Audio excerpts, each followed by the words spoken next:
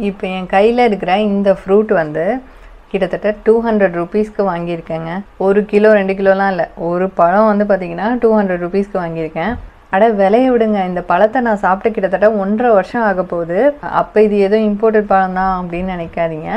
இது நம்ம ஊரில் ரொம்ப சர்வசாதாரணமாக கிடைக்கக்கூடிய ஒரு பழம் அண்டு ரொம்பவே சத்தான ஒரு பழம். அப்படி என்ன பழம் அப்படின்னா கொய்யா பழம் தாங்க. நம்ம ஊர்லலாம் எல்லா பஸ் ஸ்டாண்ட்லேயும் கூறு போட்டு விற்றுட்ருப்பாங்க இல்லையா. வாவ், இந்த வாசனையே எவ்வளோ நாள் ஆச்சு. கொய்யா பழம் சாப்பிட போகிறேன்.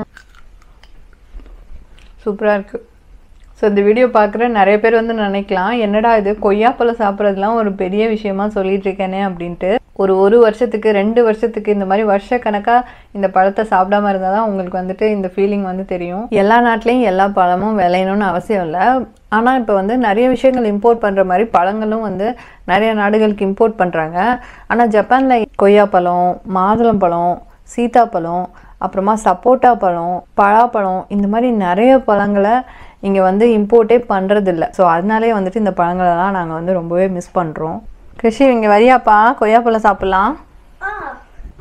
கொய்யாப்பழம் டெய்லி சாப்பிடலாம், ரொம்ப ஹெல்த்தி.